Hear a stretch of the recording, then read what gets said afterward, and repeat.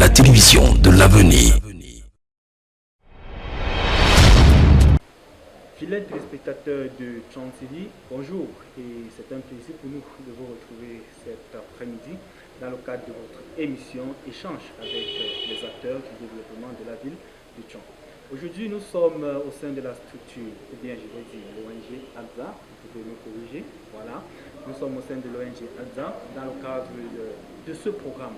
Nous avons ici des invités, appuyés sur le volet. Nous allons échanger sur plusieurs aspects de leur travail dans la ville de Chant et aussi d'une compétition que je vais leur laisser le soin de présenter dans les minutes qui suivent. Voilà, je vais me retourner maintenant auprès du monsieur qui est à côté de moi. Il va se présenter. Question pour nous de savoir qui il est exactement. Bonjour monsieur. Bonjour monsieur. Voilà, nous sommes chez vous. Comment est-ce qu'on vous appelle? Voilà, vous êtes bienvenue. Je m'appelle M. Paul Lepet, Ernest. Je suis enseignant de droit à l'université de Chant depuis 20 ans, 21 ans déjà. Et je suis responsable de l'association Action sociale africaine, mais aussi le Fountain of Justice, qui fait beaucoup dans le domaine du droit de l'homme et de protection. D'accord, merci bien. C'est un plaisir pour nous de vous avoir sur ce plateau. Je vais me retourner toujours chez le monsieur en chemise blanche. Bonjour monsieur. Bonjour. Voilà, on vous appelle comment? Je m'appelle Agendia Achanken Boris. Je suis maître en droit, système master en droit. Je suis responsable du projet à Fountain of Justice Cameroun et je suis responsable des relations publiques Action sociale africaine. Voilà. Alors, à votre droite, nous avons un monsieur. Bonjour. Bonjour monsieur. Alors, on vous appelle comment? I am called Chopo Bertrand Chair. I'm a student in the Faculty of Law and Political Science, precisely doing Master's 1 in Public Law. I'm one of the participants of this wonderful competition, which was organized by the Fountain of Justice Cameroon, which is known as the Moot Court Competition. Ok, voilà, à ma gauche, je suis avec un monsieur. Bonjour. Bonjour monsieur. Voilà, vous vous présentez s'il vous plaît. Je suis Victor Zamou, étudiant master de recherche faculté de droit de l'université de Cham. C'est un plaisir pour moi d'être présent sur votre plateau et de représenter à la même occasion le groupe 13 qui est l'un des groupes participants à ce grand événement qu'a organisé le docteur, monsieur le docteur Kolepa Ernest dans le cadre de ce procès simulé qui nous donne beaucoup d'occasions, notamment l'occasion d'apporter un peu de pratique à des multitudes de théories que nous avons passé le temps à rabâcher depuis que nous nous sommes inscrits en droit. Donc c'est un grand plaisir pour moi de représenter d'abord mon groupe, mais de participer à ce grand événement. Merci. Voilà, c'est un plaisir pour nous de vous avoir sur ce plateau et nous espérons que nous allons échanger sur ce que vous faites et comment est-ce que vous pensez développer notre belle ville qui est Chant à travers vos actions. Voilà, je vais me retourner vers le coordonnateur, celui-là qui a eu la brillante idée de mettre cette initiative sur pied. Question pour lui de nous dire plus sur l'ONG qui nous accueille et aussi sur la compétition. Voilà, merci monsieur. Et je reviens pour dire qu'en fait ici, vous allez voir sur le fronton sur ASA, Action sociale africaine. Donc je suis le coordinateur de Chant. Et en même temps, comme je vous ai dit, je suis le directeur de Fountain of Justice. Et c'est précisément Fountain of Justice qui est beaucoup plus impliqué par le projet de procès simulé, c'est-à-dire le Moot Court. Ce n'est pas une idée qui vient comme ça de nulle part. Le Moot Court est une manière d'apprendre très innovante qui permet aux étudiants de faire un parcours très rapide sur une connaissance précise dans un domaine du droit.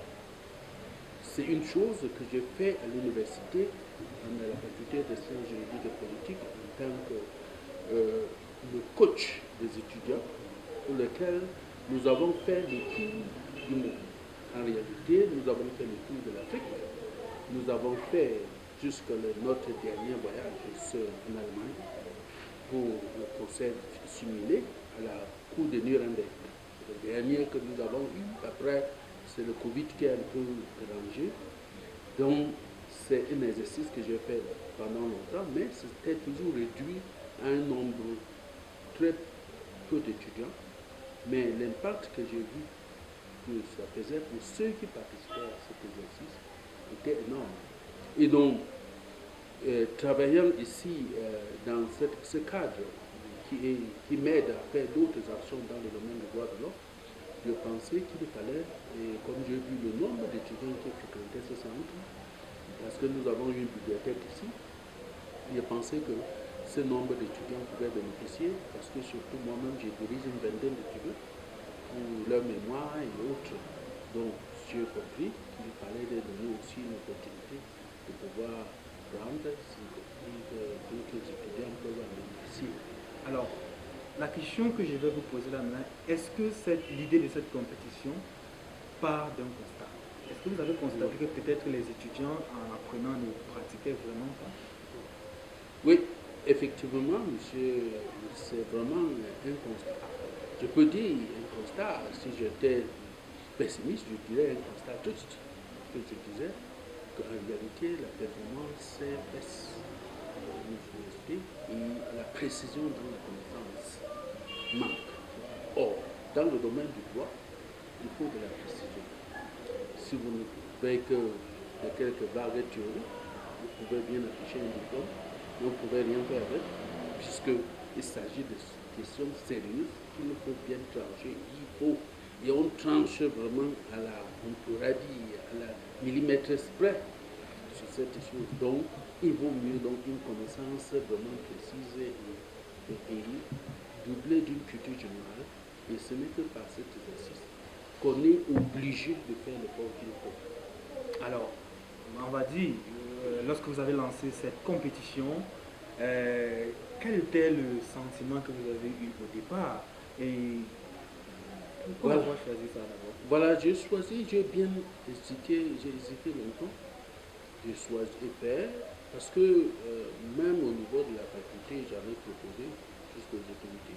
Parfois, dans le rapport, quand je fais des voyages à l'étranger avec les étudiants français, quelques étudiants venus, et que ça ne bordait pas. Et ça ne mordait pas. Et puis, à un moment donné, on a promené l'idée qu'on pouvait aussi accueillir la compétition africaine qui se promène de pays à pays, mais c'est une compétition qui est excessivement chère. Et ce n'est pas dans la manière de Cameroun de savoir lever les fonds pour faire des choses comme ça. Alors, ça m'a beaucoup entraîné, mais ce qui m'a vraiment poussé, il y a ce baisse de niveau, mais le constat que je fais entre mes étudiants que j'ai choisis depuis 2004 pour travailler, ceux qui sont passés, c'est toujours juste une saison, j'ai fait le constat de leur progrès dans la vie. Il n'y a pratiquement aucun qui soit au chômage, bien que le chômage est vraiment l'ordre du jour pour les étudiants formés en droit et autres, parce que nous avons beaucoup un effectif rhétorique, mais les étudiants que j'ai pu intégrer dans les groupes, quelques groupes avec lesquels j'ai eu la chance de pouvoir me promener et les envoyer aux compétitions, effectivement, ceux-là s'en sortent. Vous êtes satisfait du rendu? Il y a vraiment, c'est le 100% qui fait ça. Voilà. Donc c'est pour cela que je pensais qu'il fallait étendre ça, donner plus de chance à d'autres, parce que étant un enseignant assidu, je constate qu'il y a même déjà une baisse dans la participation dans la salle de classe. Ce qui est oui, et puis pour des questions d'effectifs et de budget, on est en train de diminuer même des heures de cours, ce qui aggrave encore la situation. Donc, j'ai pensé donc qu'il fallait trouver d'autres modes alternatifs pour pouvoir intéresser les étudiants à leurs études et pour que les études aient un sens. Alors, on va dire que c'est une mission réussie parce que vu les éloges ou bien vu ce qu'on observe, que ce soit sur les réseaux sociaux à travers cette compétition, on ne peut que vous tirer un grand coup de chapeau et vous accompagner dans cette lancée-là. Alors, je vais me tourner directement vers le manager. Quand est-ce que cette compétition a commencé et au départ, on avait combien d'équipes, si on peut revenir sur cet aspect-là? Une fois de plus, merci, monsieur le présentateur, de me passer la parole. La compétition de procès simulé de la FJC, qui est l'abréviation de Fountain of Justice Cameroun, est une compétition qui a commencé au mois d'avril. Nous avons commencé avec une communication de masse qui a débuté le 7 avril et qui a duré 2 semaines. Après une communication, comme je l'ai dit, nous sommes passés à la phase des inscriptions. À la phase des inscriptions, nous avons eu 150 candidats inscrits et l'inscription se faisait à travers le remplissement d'un formulaire pour les données en interne. Et donc, nous avons eu 150 candidats. Ces 150 candidats ont été répartis en 26 groupes constitués de 3 candidats par groupe. Suite à cela, nous sommes passés à la première phase de cette compétition parce qu'il faudrait de noter que cette répartition en groupe a été faite durant un séminaire de prise de contact et d'enseignement sur les bases de ce plaidoyer que nous organisons, parce qu'il faut également préciser que le plaidoyer que nous organisons est un plaidoyer des droits de l'homme. Alors, chose qui n'est pas vraiment très ouverte à les praticiens du droit, que ce soit des enseignants, que ce soit des avocats, ou alors que ce soit certains magistrats, je me permets de le dire ainsi. Alors, nous avons formé les étudiants présents sur les bases du plaidoyer des droits de l'homme, au sorti duquel nous avons répartitionné 150 candidats en groupe de 3, qui a fait un cumul de 25 groupes. Nous sommes passés à la phase des éliminations préliminaires, qui était constituée de la production d'un mémo sur les faits du cas hypothétique. Parce que quand je dis cas hypothétique, les différents groupes débattent ou alors jouent le rôle des conseils plaignants ou défendeurs basés sur un cas hypothétique établi. Alors le cas hypothétique veut que quoi?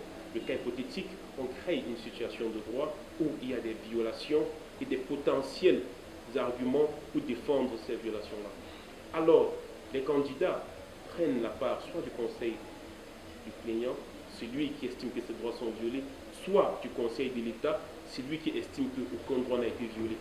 Le cas hypothétique est assez équilibré, donc chaque candidat a les faits et a les armes nécessaires dans ce cas hypothétique pour défendre sa cause. Alors, nous sommes passés, comme je disais tantôt, à la phase de l'élimination préliminaire qui constituait à produire un mémo sur ce que ces différents candidats ont pu comprendre dans ce cas hypothétique-là. Alors, au sorti de cette présentation des mémos, nous sommes passés à la phase éliminatoire. La phase éliminatoire, nous avons eu 20 groupes à cette phase éliminatoire et ces 20 groupes devaient donc présenter ces mémos oralement devant un jury constitué.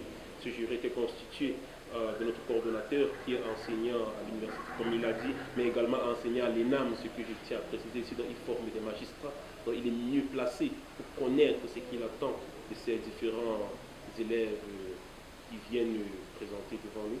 Et alors, il y a eu cette phase de compétition d'échange oral. Après, nous sommes passés à la phase des huitièmes de finale, parce que ça c'était les 16e. Nous sommes passés aux huitièmes de finale. Aux huitièmes de finale, 16 équipes suivantes ont été retenues. Et nous sommes passés au quart de finale. Au quart de finale, il y a eu 8 équipes. Et après, en demi-finale, il y a eu 4 équipes. Et parmi ces 4 équipes, nous avons ici sur le plateau les 2 représentants des meilleures équipes de ces demi-finales. Et les groupes finalistes sont notamment le groupe 13 pour M. Tsamo qui est à votre gauche et le groupe 20 pour M. Tchoko Bertrand qui est à ma droite. Alors voilà ainsi décrit le parcours de cette compétition et nous tenons également à inviter le public à cette finale qui se tiendra le 18 juillet dans cette somptueuse salle de la bibliothèque Action sociale africaine. Voilà, merci bien. Je vais certainement passer à un candidat. Alors, lorsque vous entrez ici au départ, est-ce que vous aviez peur? Actually, I would say from the beginning, it was a tense competition. That's the competition is competition where you are not familiar with. That's standing in front of a jury, expressing yourself for the first time in your life. I would say it was really a tough one. It was a difficult one. But as time went on, the competition gave you more courage. From round to rounds, from the semi-finals up to the quarterfinals to the semi-finals, it gave you more courage, and now I can boost myself that I am courageous enough to stand in front of a jury, not only this one, but a future jury without any fear one day. Alors, ça a été facile de vous adapter avec vos coéquipiers d'équipe, la constitution d'équipe. Vous venez là, vous ne savez pas avec qui vous allez compétir. Est-ce que ça a été facile? En effet, on ne peut pas dire que ça a été facile. Le travail d'équipe est toujours difficile. La gestion des ressources humaines, c'est la chose, je pense, l'une des choses les plus difficiles. Mais puisqu'il s'agit d'un travail d'équipe, on doit tout faire pour être d'accord.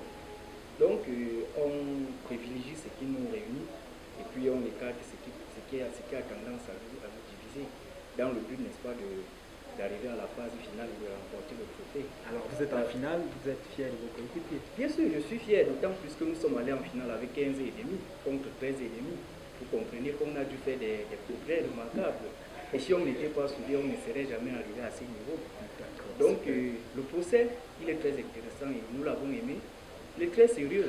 On ne peut pas arriver en disant que c'est un procès simulé. Parce que si le procès est véritablement simulé, l'échec ne sera pas simulé. D'autant plus que les gens ont été renvoyés à la maison. Parce qu'ils n'ont peut-être pas pris la chose au sérieux. Tout donc, à fait. les enjeux. Puisqu'il s'agit d'un procès, on doit le prendre au sérieux. Parce que là, la loi intervient et on ne blague pas avec la loi. On le dit, nul n'est censé ignorer la loi. Voilà, professeur, est-ce qu'on peut revenir sur les résultats attendus à la fin de cette compétition? Bon, merci une fois de plus. Je crois que les candidats viennent de s'exprimer là. Ce qui me réconforte le plus, c'est déjà l'idée qu'ils peuvent se lever et se présenter et dire des choses devant un jury avec assurance. Ça, c'est déjà une première victoire.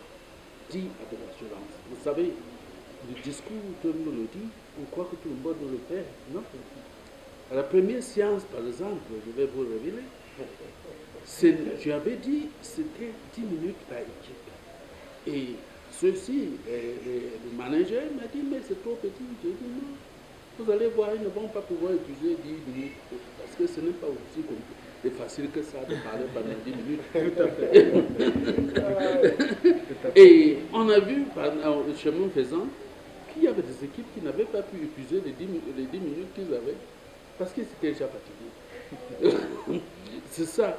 Donc, voilà déjà. Et puis, comme disait le candidat, M. Tsamou, en réalité, le problème qui est résolu ici est beaucoup plus compliqué que même dans les affaires au quotidien.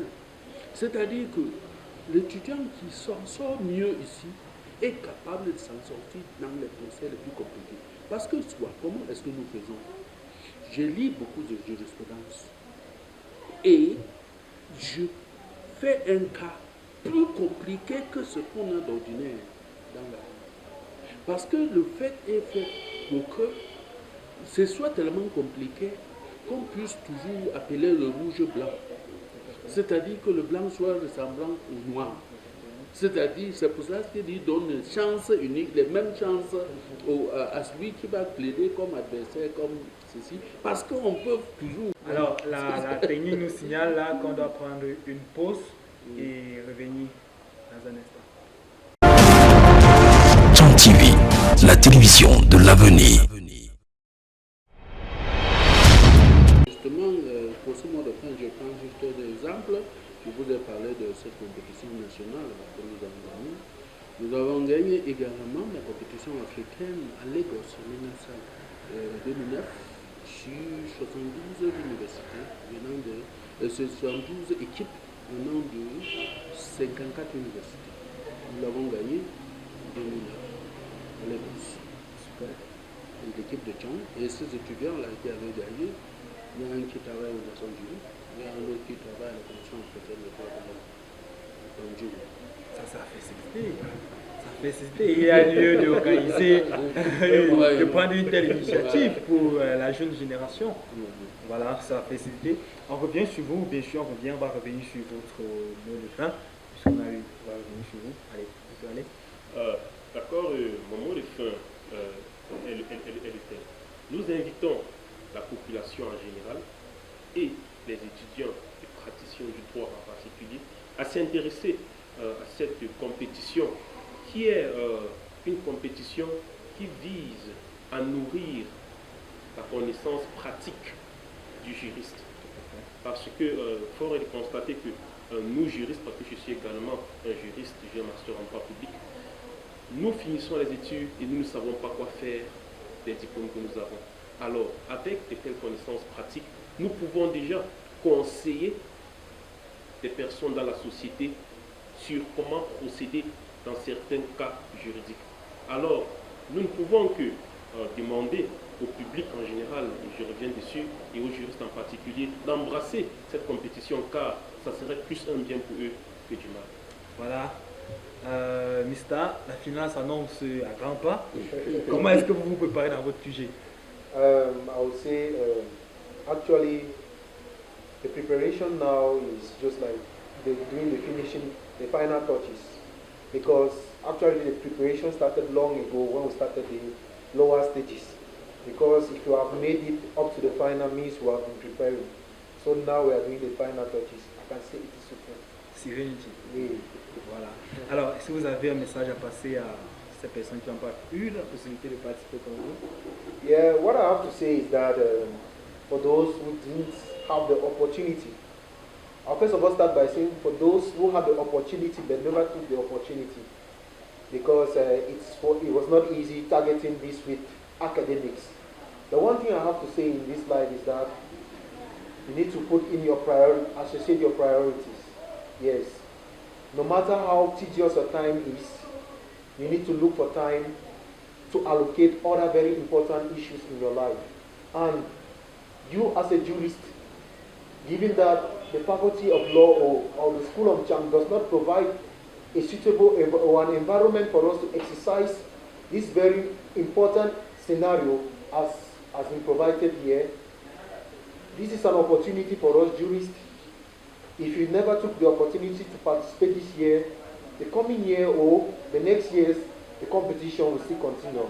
Make sure you grab that opportunity and grab it wisely. So that's what I have to advise for those who were not opportune and those who were opportune but never were reluctantly took the opportunity. That's it. Alors, 15, 13, 20. eux ils sont sereins.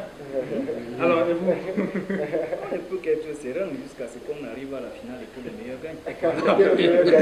Merci, merci téléspectateurs. Nous ne saurions sortir de cet entretien sans passer la parole au prof pour un mot aux finalistes.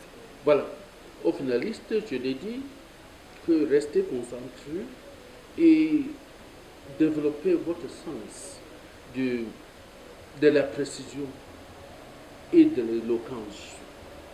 L'éloquence a sa place dans la façon de persuader les gens. Parce qu'il s'agit, comme je vous ai dit, que les plages que nous avons posées devant vous peuvent être considérées comme noires ou blanches.